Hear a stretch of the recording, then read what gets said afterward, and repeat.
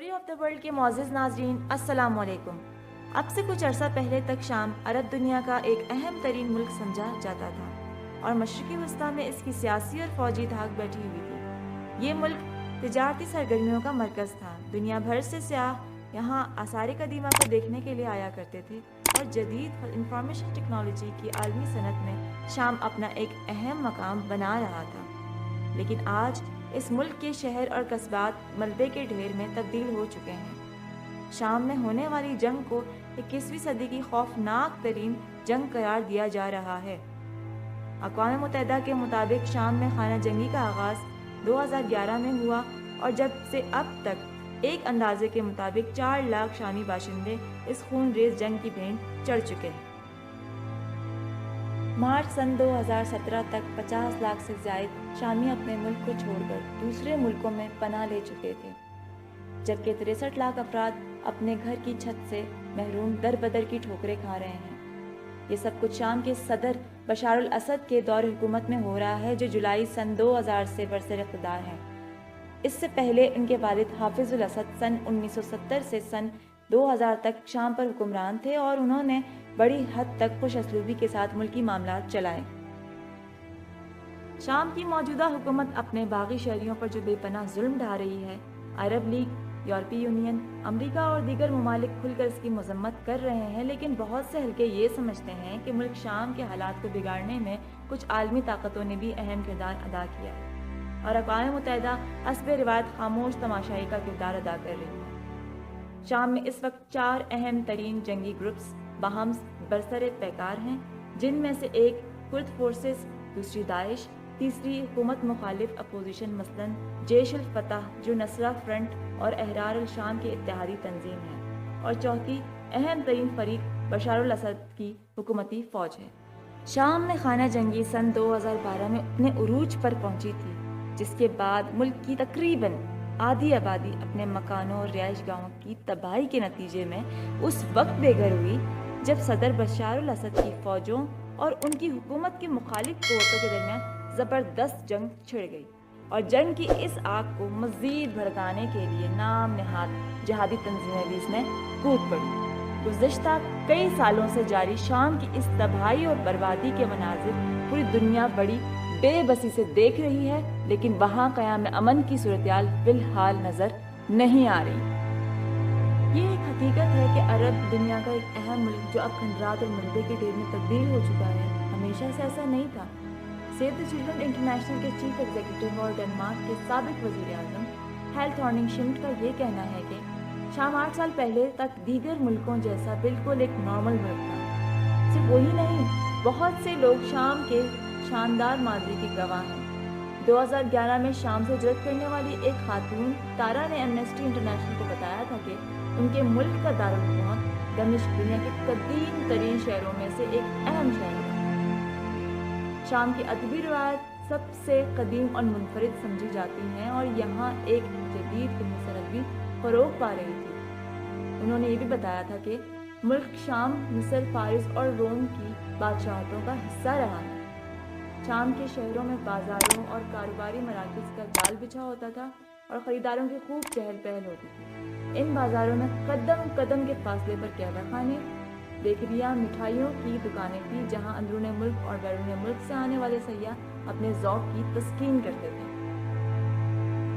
دارالحکومت دمشق کی طرح حلب بھی شام کا قدیم ترین تاریخی شہر ہے اور اسے دنیا کا قدیم ترین مسلسل آباد شہر قرار دیا جاتا ہے، لیکن آج یہ شہر بیرل بموں کے دھماکوں، خودکار ہتھیاروں کی گولیوں اور اندھا دھند فضائی حملوں کے نتیجے میں ملیا میٹ ہو چکا ہے۔ عمارتیں کھنڈر بن گئی ہیں اور جو دیواریں منہدم ہونے سے بچ گئی ہیں وہ گولیوں اور گولوں کے سوراخوں سے چلنی ہیں۔ رہی صحیح کسر کیمیائی حملوں نے پوری کر دی ہے۔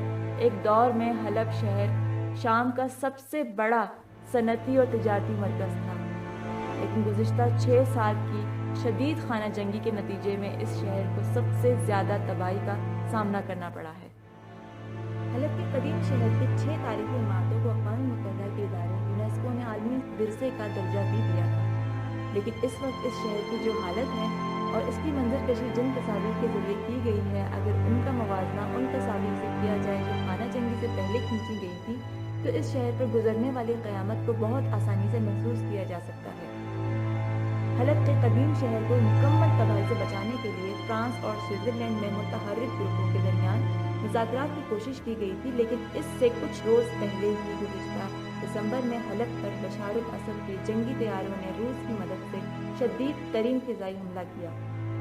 اس شہر کے مشرقی حصے پر سن 2012 سے باغی گروہوں نے قبضہ کر رکھا تھا، جسے فضائی حملوں کے ذریعے ملبے کے ڈھیر میں تبدیل کر دیا گیا۔ گزشتہ دسمبر میں حلب پر فضائی حملوں کے عینی شاہدین میں امدادی ٹیم کے ایک رکن ابراہیم ابو اللیث بھی شامل ہوئے۔ حملے کے بعد انہوں نے اخباری نمائندوں کو بتایا تھا کہ شدید بمباری کے نتیجے میں سڑکوں کے دونوں کناروں پر رہائشی عمارتیں ملبے کے ڈھیر میں تبدیل ہو چکی ہیں۔ لوگوں کی بڑی تعداد ان ملبوں کے نیچے دم توڑ رہی ہے اور ہمارے پاس ایسے وسائل نہیں ہیں کہ ہم انہیں ملبے سے نکال کر زندگی کی طرف واپس لا سکیں۔ فضائی حملوں کے بعد شامی فوج نے پیش قدمی کر کے حلب کے 98% علاقے پر کنٹرول حاصل کرنے کا دعویٰ کیا ہے، لیکن خانہ جنگی بدستور جاری ہے۔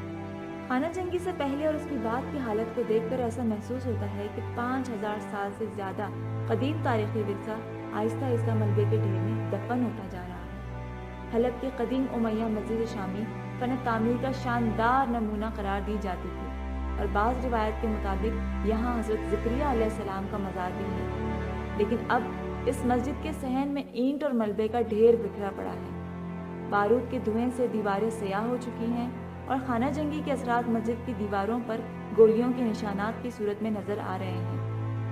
امیہ مسجد کا مشہور 900 سالہ پرانا مینار بھی منہدم ہو چکا ہے، جو اس سے پہلے کئی زلزلے، آتش زدگی اور دیگر قدرتی آفات میں بھی اپنی جگہ کھڑا تھا، لیکن اپریل سن 2013 میں ہونے والی بمباری سے مینار مکمل طور پہ زمین بوس ہو چکا ہے۔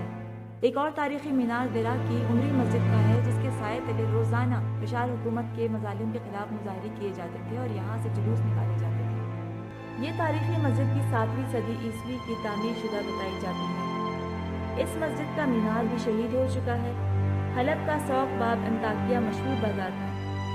چھت سے ڈھکے اس تنگ گلی نما بازار کے دونوں جانب دکانیں تھیں، جہاں کھانے پینے کی چیزیں، کپڑے، دھات کے بنے برتن، نوادرات اور تحفے تحائف میں دینے والی چیزیں فروخت ہوتی تھیں، اور غیر ملکی سیاح خاص طور پہ ان قدیم بازاروں میں خریداری کے لیے آیا کرتے تھے۔ لیکن اب یہ بازار ویران ہے، دکانیں اجڑ چکی ہیں، تاریکی کا راج ہے، چھت اور دیواریں بربادی کا نمہ پڑ رہی ہیں۔ اب یہاں گائے بگائے بم دھماکوں اور گولیوں کی تڑتڑاہٹ اس وقت سنائی دیتی ہے جب بشار الاسد کی وفادار فوج اس بازار کی گلیوں سے باغی جنگجوؤں کو باہر نکالنے کی کوشش کرتی ہے۔ حلب میں اس قسم کے کئی بازار خرید و فروخت کے مراکز تھے، جہاں 1450 عیسوی سے تجارتی سرگرمیاں جاری تھیں۔ ان بازاروں میں دکاندار آواز لگا کر خریداروں کو اپنی چیزوں کی طرف متوجہ نہیں کیا کرتے تھے، بلکہ چھوٹی چھوٹی خوبصورت پیالیوں میں تیز میٹھی چائے کی چسکیاں لیتے ہوئے موبائل فون پر دھیمی آواز میں کسی سے مصروف گفتگو ہوتے، اور جب کوئی دکاندار ان کی دکان کے سامنے کھڑا ہوتا تو وہ ان کی طرف متوجہ ہوتے تھے۔ اب اس قسم کے بیشتر بازار تاریک اور بینار ہیں، دکانیں خالی پڑی ہیں اور دکاندار نہ جانے کہاں جا چکے ہیں۔ شام کی خانہ جنگی سے حلب کے قدیم ترین قلعے کو بھی نقصان پہنچا ہے، جس کی تعمیر حضرت عیسیٰ علیہ السلام کی پیدائش سے 3000 سال پہلے مکمل ہوئی تھی۔ روایات کے مطابق اس قلعے کی پہاڑی پر حضرت ابراہیم علیہ السلام نے اپنی بھیڑ کا دودھ دہا تھا۔ یہ قلعہ اسیری، بابلی، رومی اور بازنطینی حکمرانوں کے زیر نگین رہ چکا ہے، اور سکندر اعظم کی فوج نے بھی حلب پر قبضے کے دوران اس قلعے کو اپنا مسکن بنایا تھا۔ حضرت عمر رضی اللہ تعالیٰ عنہ کے دور خلافت میں 637 عیسوی میں حضرت ابو عبیدہ بن جراح رضی اللہ تعالیٰ عنہ اور حضرت خالد بن ولید رضی اللہ تعالیٰ عنہ کی قیادت میں اسلامی فوج نے حلب کے قلعے کا محاصرہ کر کے رومی فوج کو ہتھیار ڈالنے میں مجبور کیا تھا، جس کے بعد یہ شہر مسلمانوں کے قبضے میں آ گیا تھا۔ ترک سلطنت عثمانیہ کی فوج بھی اس قلعے میں قیام کرتی تھی۔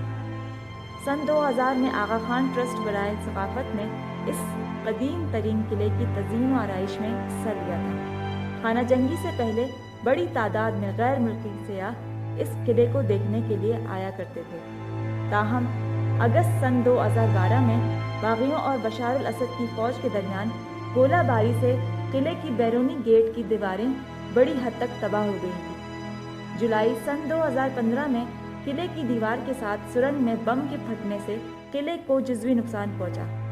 शाम की जंग में दारुल हुकूमत दमिश्क और तीसरे बड़े शहर हमस को भी शदीद नुकसान पहुंचा, लेकिन जो तबाही हलब में दिखी